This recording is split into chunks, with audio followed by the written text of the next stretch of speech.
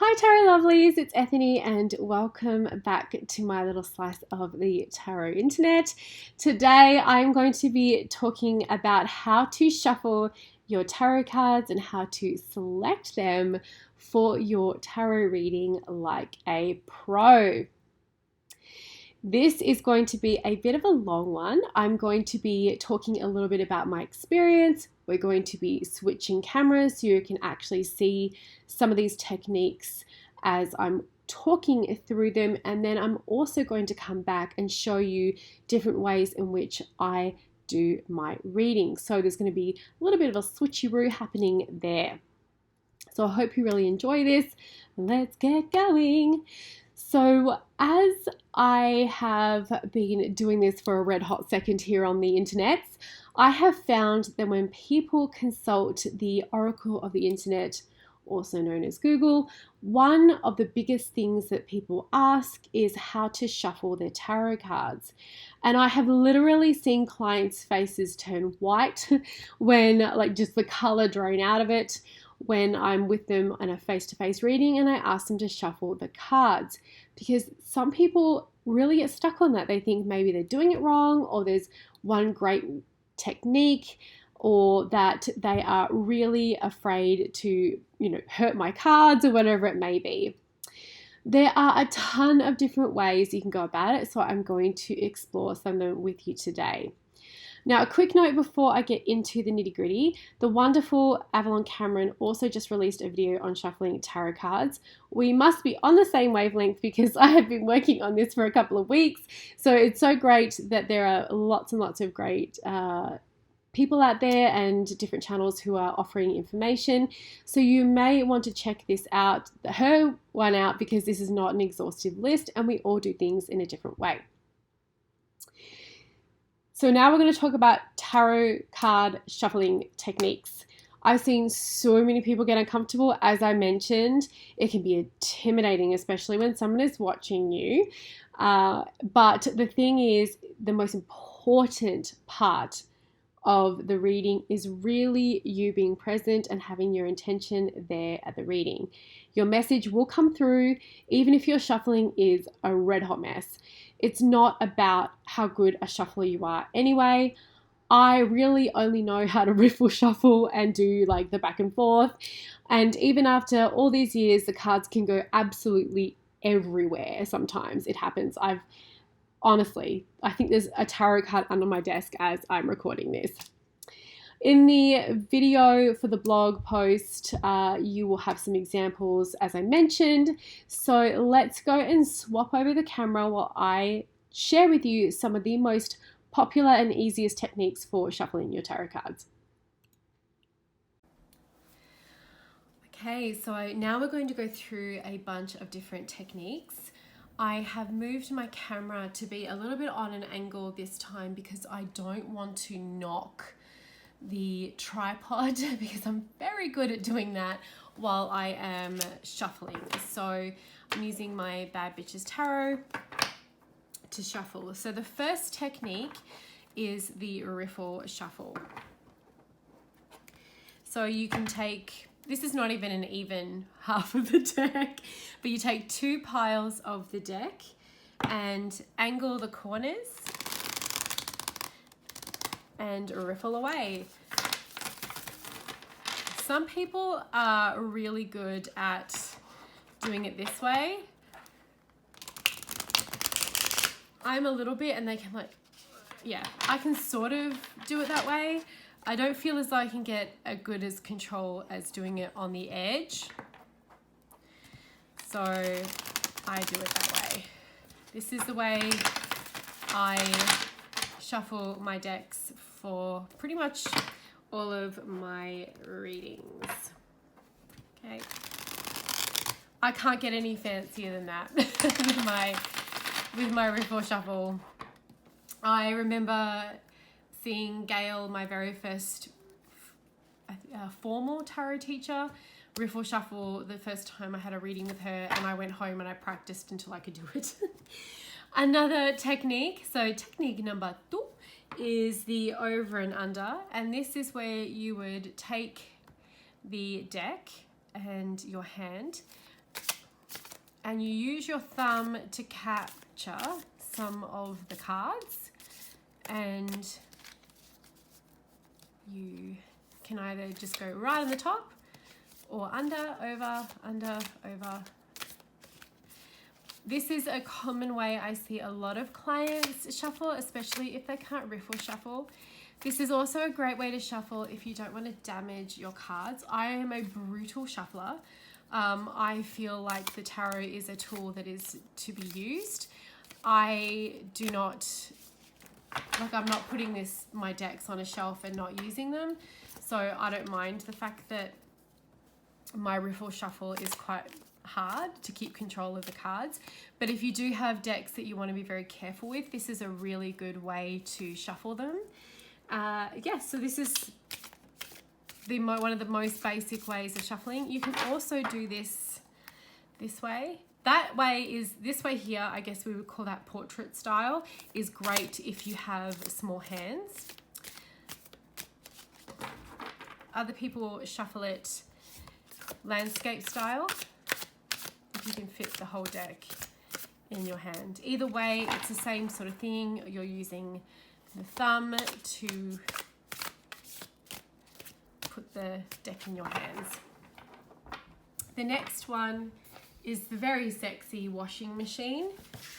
And this is where you literally put the deck on the table and you spin her in rin. This is great. This is the way I love to get kids to do this. I've only ever read for children while their parents have been present. But it's a really easy way to shuffle the cards. I've even had clients do that with me when they have been in a session. I'm just like, just spread them around and go from there. Another way of shuffling is to put them into piles.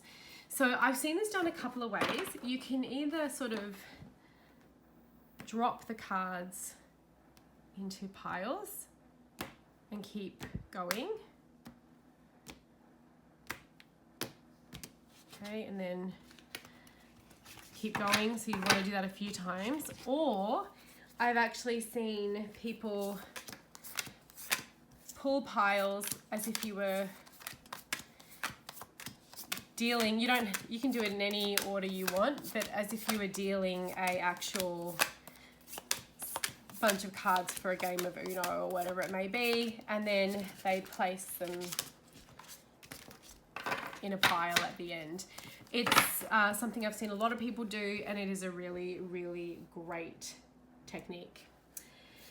Another technique is one that I don't use because I simply don't have the tool, is using a card shuffling machine. So this is really good for people who have arthritis, for readers who have arthritis, who can't shuffle with their hands for many, many reasons. So if you can't shuffle, if you have arthritis, you can use a card shuffling machine. They're a little noisy, but they can be a real game changer. So those are some of the ways that you can shuffle your cards. So now I'm going to talk about selecting tarot cards for a reading and how that can be done, and the many different techniques of that. Some tarot readers will want you to touch their deck when you work with them face to face, and other readers will not want that to happen. They won't have the client touch their deck at all. A lot of us, me included, work from home and work remotely, so you wouldn't have to touch their deck anyway. And it doesn't matter.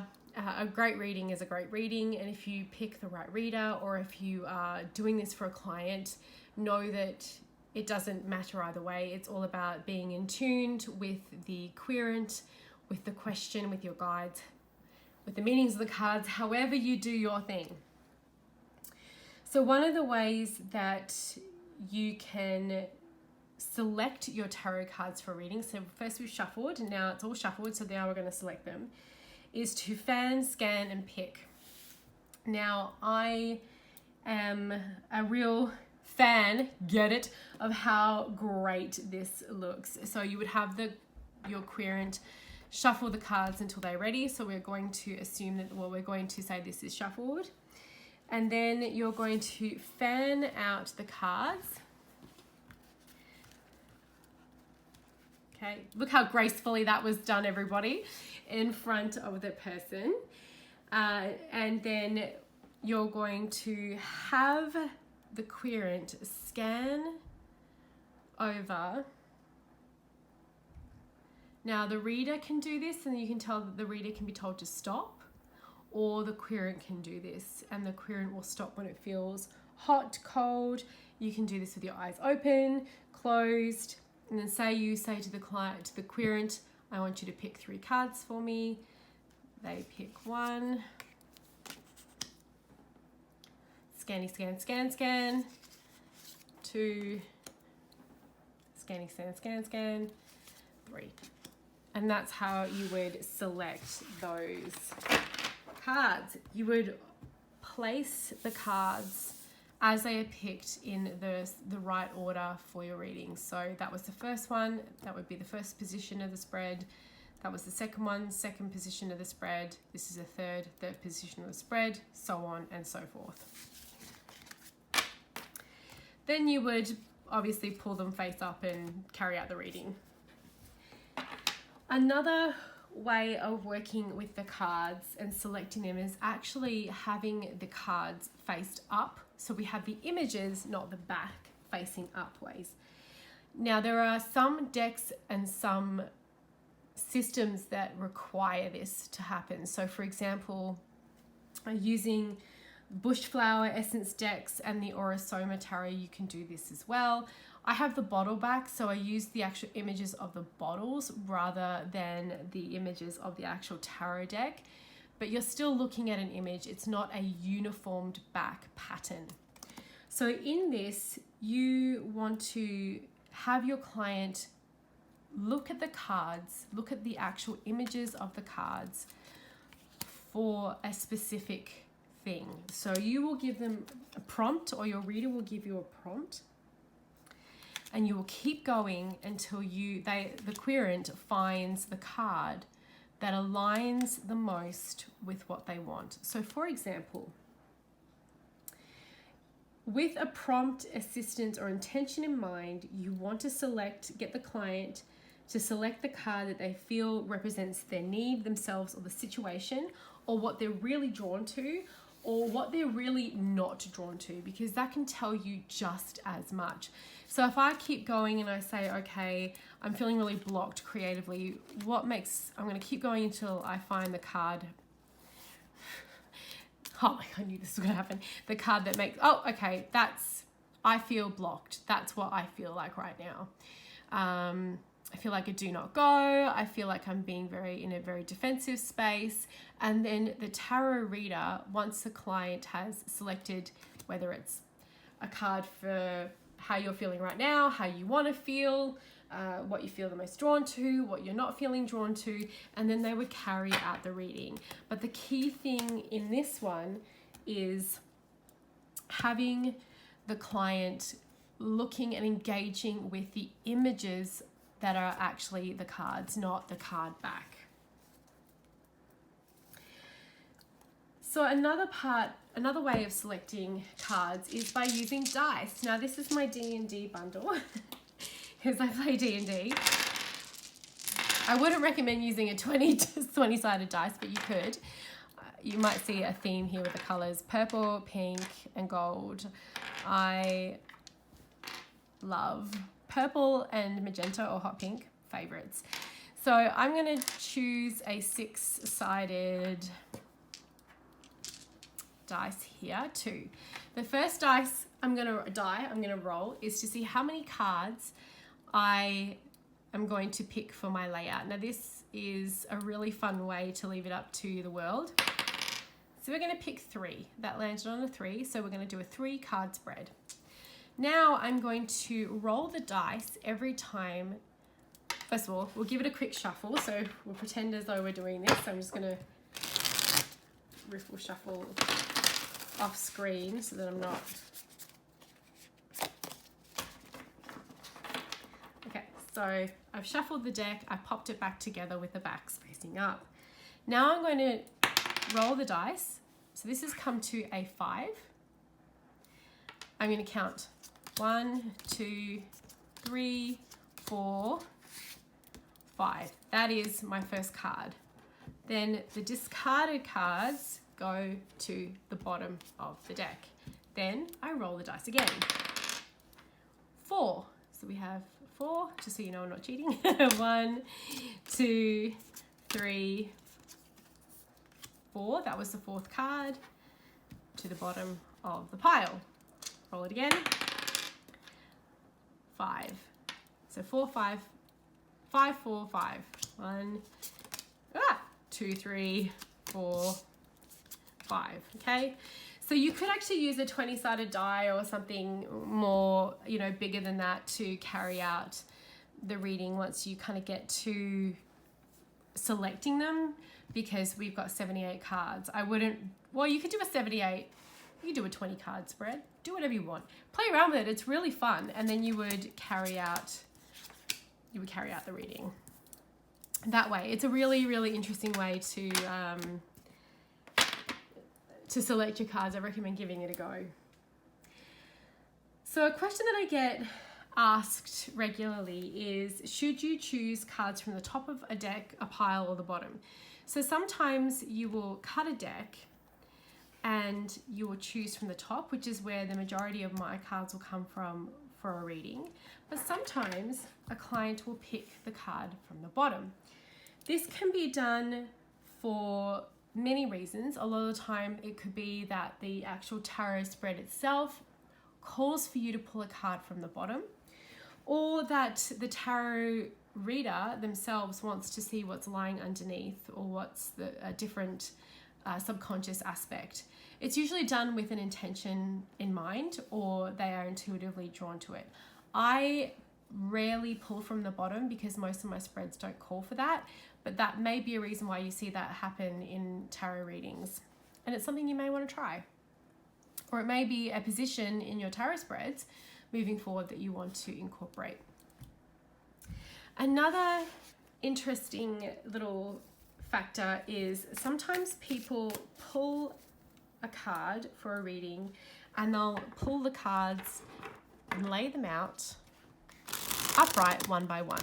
So, for example, you have shuffled. Say I have pulled my cards, I've selected my deck, my pile, I've placed them like such. Some readers will place their cards out. I know I'm doing a lot of 3 cards, but it's the easiest way to get them all in a frame.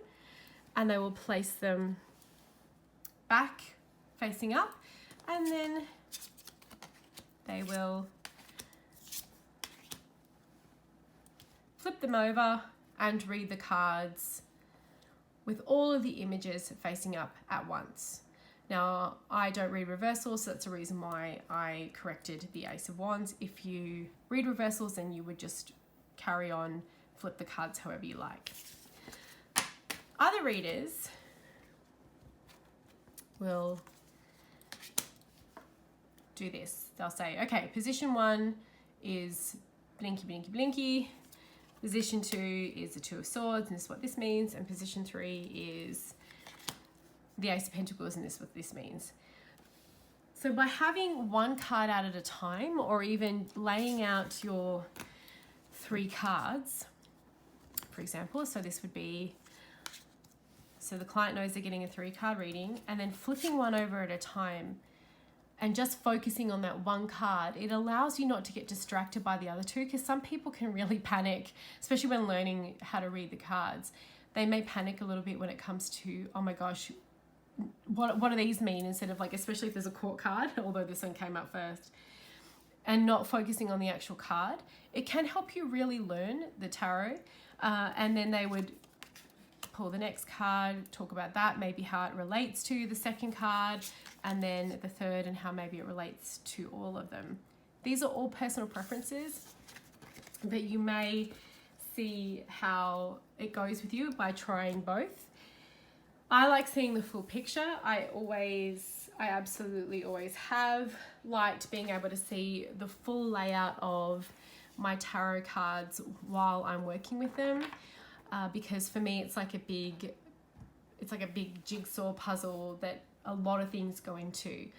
The spread, the tarot card meanings, my intuitive meanings, my clairs, then how the elements of the cards, the court cards, everything in this, for me, I have layer upon layer upon layer of different things that I use, different elements of my reading toolbox, I guess, techniques that I use. So I like having all of those cards up facing upward once I have been selected for a reading. So now I'm going to talk a little bit about my personal tarot card reading preferences and the processes that I undergo in order to select cards for readings. I'm going to talk about face-to-face tarot readings, clarifying cards, and also internet readings. So that might be Skype, might be a video reading, or an email reading. They are the majority of readings that I do for my clients. So that is one technique that I have absolutely gotten down. The first one is the face-to-face tarot reading, and that is exactly as it sounds. It is someone who is in real life sitting across from the table from you, and that can be at a store or a cafe or wherever you are reading. Now, while not all tarot readers like their cards being touched, I actually love having my client handle my deck of cards when I do face-to-face readings. It allows them to be involved. It adds their energy and can be very centering for them, even if they feel as though they are bad at it. So what I ask them to do, I will give the deck to my client. I will say to them, you can shuffle the deck however you like. I just would like you to focus on the question that you have. So I'm doing a little over technique here. I think I called this the over and under because sometimes people go under as well. So shuffle the deck, think about why you're here. Some people will take a moment, they'll keep it in their hands. However that person feels that they are most in sync. While they're doing that, I will check in with my guides, make sure that we are all on the same page, and I'll take a moment to sort of calm and center myself and get into the place of getting ready for a reading, because often with face-to-face readings we have a bit of a chit chat before.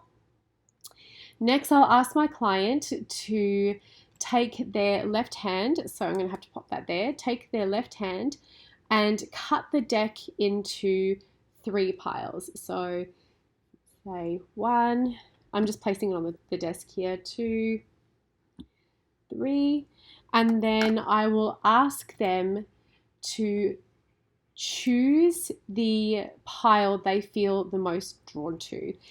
And then once I've done that, I will stack it back together. So say I've chosen this pile as the pile, or the client has chosen this pile, or I've chosen this pile to that I was most drawn to, and the backs are faced up. I would then slide the others underneath it, so that remains at the top. So that was the pile I chose, or the client chose. Just keeping things nice and confusing. And then I will read from the top of that and lay out my cards and do the reading.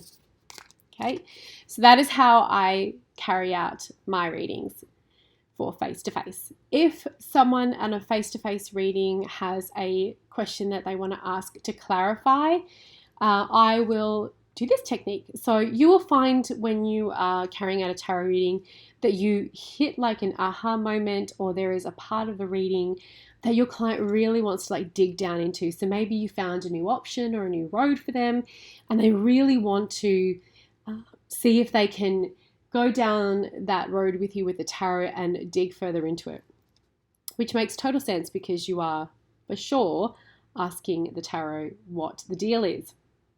So what I do in that case is I wouldn't hand the deck back over to my client. I would keep the deck, because for me, having the client shuffle the cards the first time is more than enough. For me, I just need them to put their energy in there and to be part of the process and a part of the reading.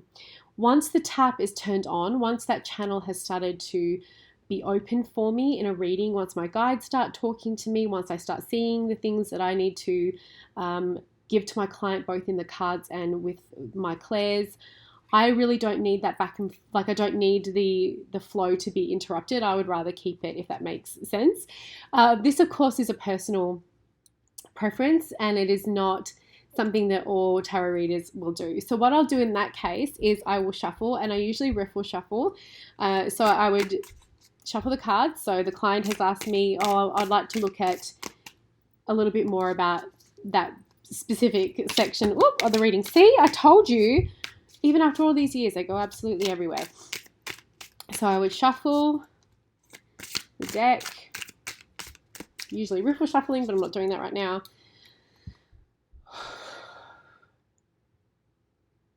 I think about the question, and I will let the deck open however it wants to open. So I'm going to do that again just so you can see. You're going to see this a bit more on the next one as well. So it's opened the way it needs to. And then I would take the cards from the top again. Ooh, great card, 10 of Pentacles. So that is how I would use for the clarifying questions or anything that I'm going into any deeper. So the final part of selecting tarot cards for readings is my tarot readings via video recording, Skype, or email. And these are the majority of my business. And I have such a great ability to reach all my clients internationally, and it's great because internet, yay! So to manage this, my clients provide me with the information I need for the reading after they book with me, and I custom design a tarot spread for each question they have. I have done this for years. The only times that I do not use a custom spread are for past life readings or soul and spiritual purpose readings, as they have specific operations with the cards, designated decks, and layouts.